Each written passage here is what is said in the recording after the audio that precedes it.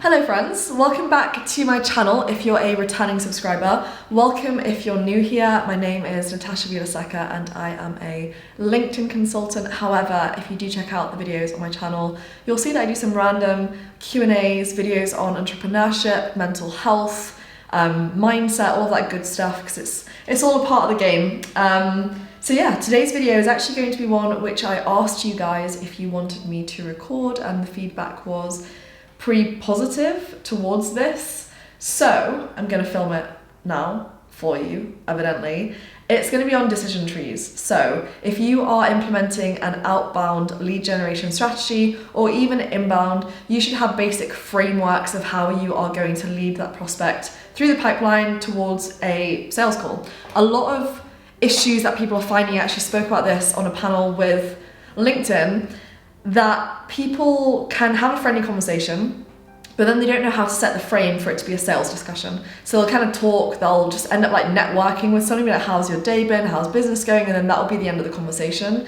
The issue is transitioning that friendly conversation, adopting more of a sales frame, and kind of moving the prospect towards jumping on a discovery call with you or a demo call, depending on your industry and your product or service. So what we're going to do is, I am recording my screen on here, so I'm probably going to go in between like the two of these explaining this. We are going to keep it really simple. It's going to be on a Google Doc. Let's just call this decision tree. Also, you know what gives me anxiety? This 1,164 emails.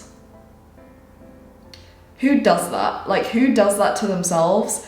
It builds up so quickly, and then 10 became 100, 100 became 1,000, and 1,000 became 1,164. So here we are. I'm actually going to close this down because I can't look at it right now. What we're going to do, decision tree, we'll keep it really simple. I'm going to give you like basic frameworks, then you need to do your market research, your avatar research to be able to fill this out adequately with your own answers and questions as well. So what we're going to do here is we're going to have at the top common questions. So for example, when you engage in a conversation with somebody, what are the most common questions that they will ask you? Do they say, what kind of businesses do you work with? So what kind do you work with? They could ask, what's the price? What do you offer? Is it done, let's do done for you or done with you? Have you worked with X? So for example, whatever that industry or business is, they might say, have you worked with recruitment firms before? Have you worked with a marketing agency before? They could be like common questions. Then you could have common objections.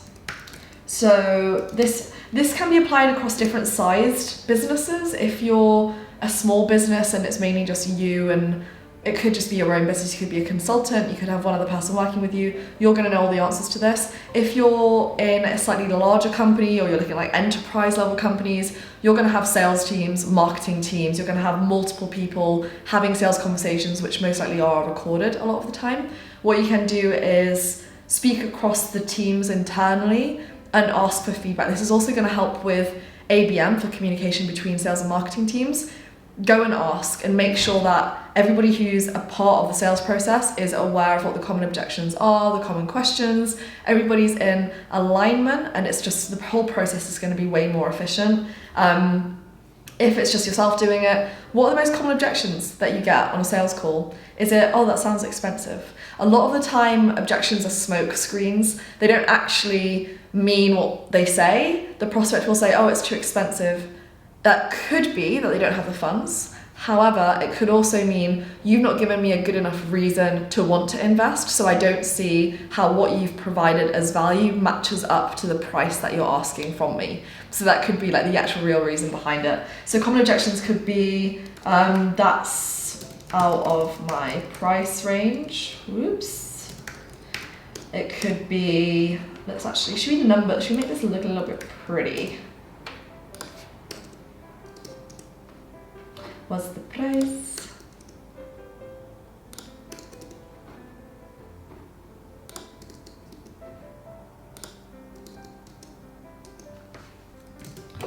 that's out of my price range. It could be, I need to ask my business partner.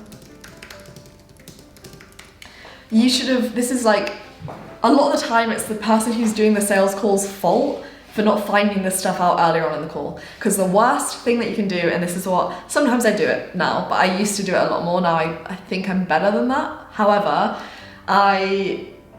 not better than that, but just I've learned to not do that anymore. I will ask questions and make sure that I get rid of any obvious objections that I tend to get at the start of the call, so that later down the line it doesn't bite me in the ass and I've spent an hour on a call with someone and they're like, oh, I've actually got like 2 co-founders, let me go and check with them. And it's like, how could I not know that? So at the start of the call, is there anybody else who's involved in making this decision? Do you run the company yourself? Have you invested in other coaches, other consultants, other services before? Have they had good experiences? Did they say, oh, I actually did the same service that you're going to be talking to me about, had an awful experience, I'm terrified?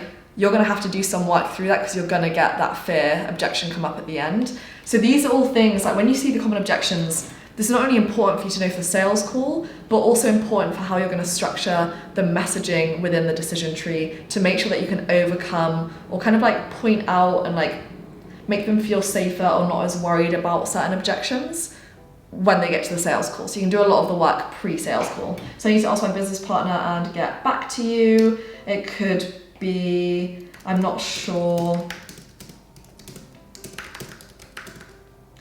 timing. It could be,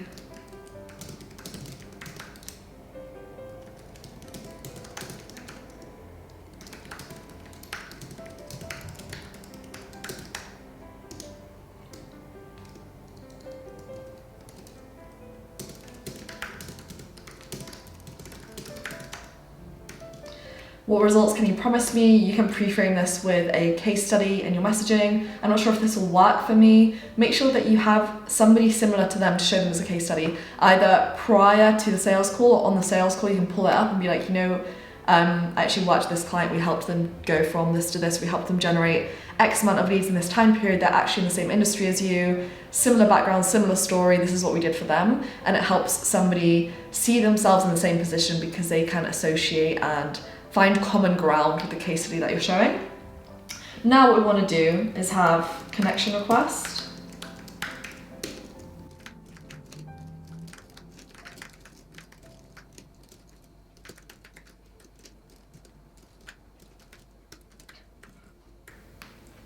Okay, so what I've got here is, connection request, welcome message. After that, do you get positive response, a negative response, neutral response, no response, and then do you need to follow up again? So for example, connection request could be something like, hey, what is Slack saying? So you could do something like, hey, name, loved your, and I've done videos on this on how to like personalize, so go check those out. Love your post on X topic.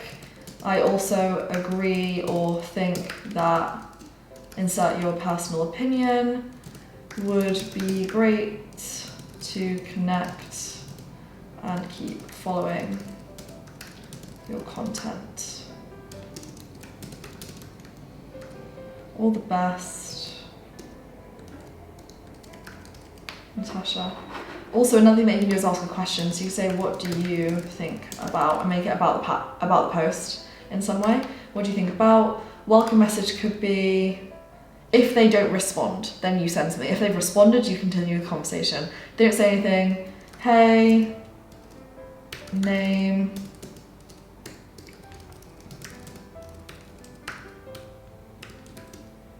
thanks for connecting.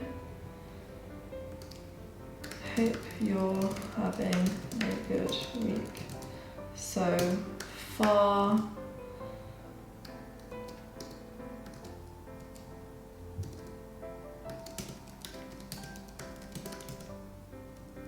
I always like to make sure that my connection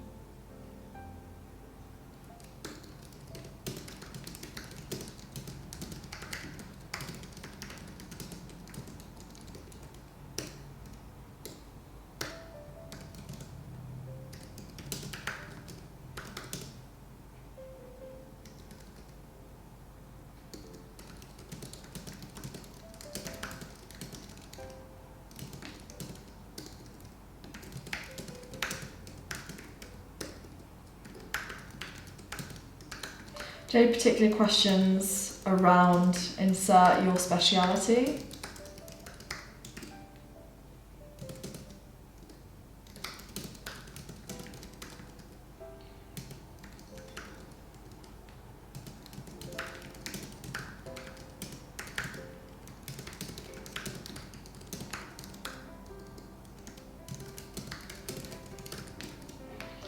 And then positive response, you just continue the conversation. So you're like, great, we'll post that and tag you in it when it's live.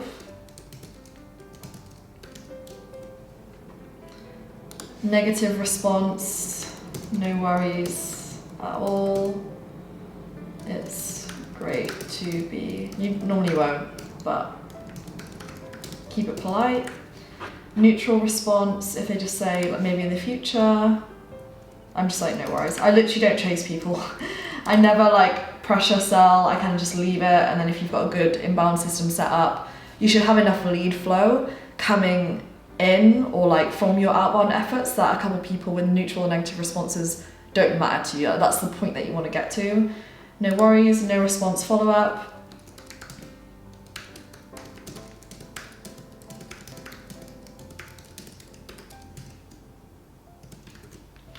Just putting this to the top of your inbox. I normally send like a funny GIF. Like I sent, there was one that we did on a campaign and we sent like this skeleton sat in an office chair at a desk. I find it funny, but I find like dad jokes funny, so like don't go off my humour. However, it was like a skeleton sat in a desk and it was like a meme and it said something about waiting for your reply, like waiting patiently for your response, surely it'll come soon. And like people find humour funny. Obviously humour's funny. People like to laugh, people enjoy humour, so a GIF works really well. This is something that I would do. That's literally how you build out a decision tree. Like it's as basic as that. Obviously this is really like a simple one. However, should I put this, maybe I'll put this in as a link. If I forget, remind me. Yeah, remind me guys to like put this in the description, but I'll give this to you. You can make this way more robust depending on size of the company, people that you have in place. If you've got a CRM in place, obviously you would like map this out properly. You'd have different kinds of follow-ups, like multi-channel marketing. You might have email, it could be video responses, voice notes, stuff like that. Another way, so how I move it onto a sales call is, for example, when somebody says, do you have any particular questions? I'll post it, I'll tag them in, and afterwards, but you know what, it's actually really funny that you asked me for that piece of content, that you had that question. A lot of people, like a lot of my clients have the same issues. I actually have some more extensive training that covers exactly what you said. Would you like me to send that to you? Or you can say, I hope my post, oh, so what you could do, response after that, you could say, glad you found it helpful. Happy to jump on a call and share some client strategies I use to create a system and then you insert like the solution to the problem. So if they say, I'm finding it hard to get responses. So for example, with me, it might be, I'm finding it hard to get responses from clients. I could say, I'm so glad that you found my post helpful. I'm more than happy to jump on a call and share some client strategies that I use, which help my clients generate 5x response rate using 3 simple templates. And I will use that to get someone on a call. So insert that, which helps clients generate X whatever. What's your week looking like? Literally that's all it takes, like 15 minutes. Go on a discovery call, make it a 15-minute short call. If I can solve your problem on that call, awesome. If it looks like you need more help with it and you're interested in becoming a private client, then we can have that discussion, but there's no pressure either way. You jump on that call and then you see how the 15-minute goes. If they're a good fit, you can pre-qualify them. If you've got an appointment setter or a closer, you can get your calls pre-framed, but that's better for, and you can do it for inbound or outbound actually. You get someone to take that call for you before. But yeah, this is literally how you do it. I hope this video was helpful for you guys. Please let me know your feedback down below in the comments, because I know a lot of you like the strategic, like the more technical stuff with the documents and resources where I like walk you through it step by step, because it can like get a little bit confusing knowing what to say and how to reach out to people on LinkedIn. So I hope you enjoyed this video. Thank you so much for watching if you're here until the end, and I will see you next week.